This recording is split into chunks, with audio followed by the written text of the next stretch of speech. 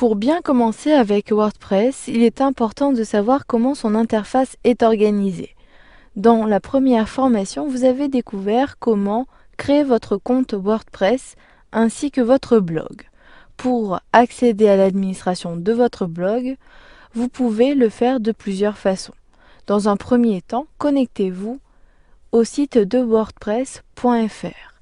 Ensuite, dans la barre de connexion située en haut de la page, saisissez votre email ou encore votre nom d'utilisateur. Je saisis Fanny Dubois, puis je sélectionne la touche tabulation de mon clavier pour accéder au mot de passe. Saisissez ensuite votre mot de passe, puis cochez se souvenir de moi. Cela vous permettra de ne pas saisir à nouveau votre mot de passe pour la prochaine connexion. J'appuie sur connexion et à présent j'accède à la page de mon compte WordPress. Depuis cette page, j'ai la possibilité d'effectuer un certain nombre de manipulations. Vous avez une première barre, il s'agit ici de la barre de connexion WordPress avec tout à droite la possibilité de rechercher. À gauche, vous avez un menu avec votre nom d'utilisateur. Vous pourrez, comme cela depuis ce menu, soit retrouver un ami, encore gérer vos blogs ou vous déconnecter de votre compte WordPress. À droite, vous avez la possibilité de voir les notifications, de voir les nouveaux billets que vous avez publiés, ou vous pourrez passer à un compte WordPress payant.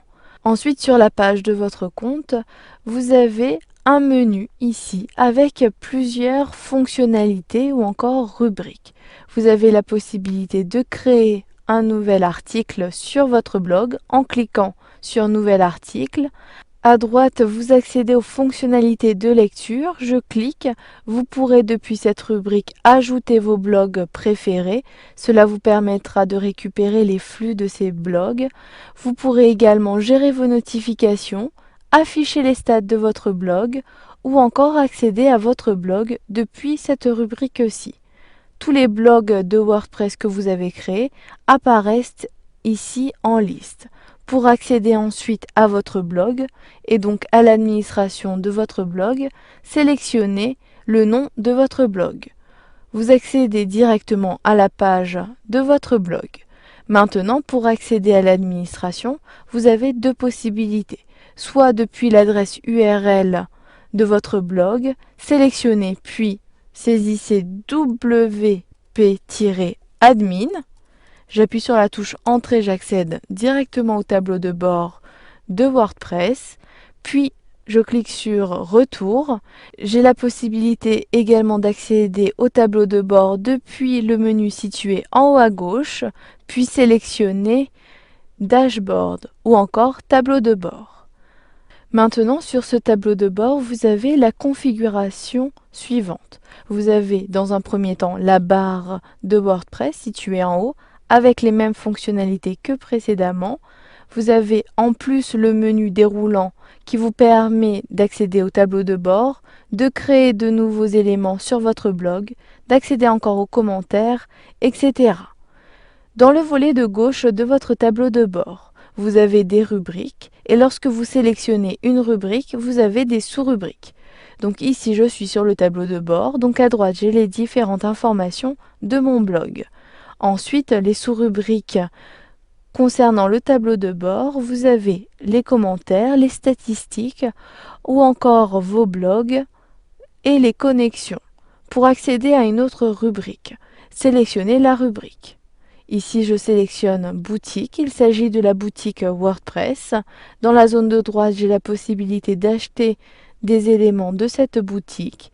Puis dans le volet de gauche, je peux accéder aux sous-rubriques de boutique.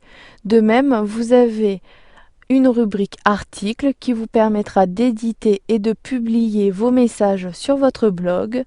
Vous avez une rubrique médias qui vous permettra de gérer les différents médias que vous importez sur votre blog.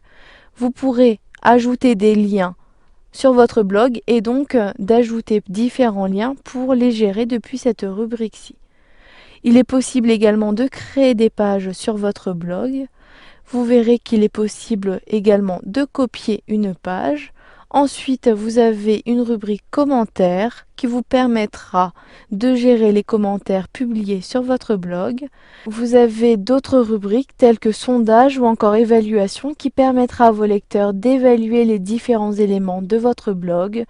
Vous aurez ensuite la possibilité de personnaliser l'apparence de votre blog. Je clique ici sur la rubrique apparence, puis dans le volet de gauche, j'accède comme cela au thème, encore au widget, il s'agit des gadgets de WordPress.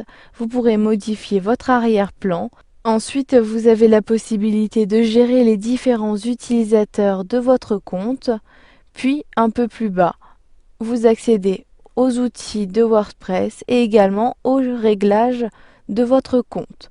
Vous pouvez réduire le menu de WordPress en cliquant sur le bouton situé à gauche.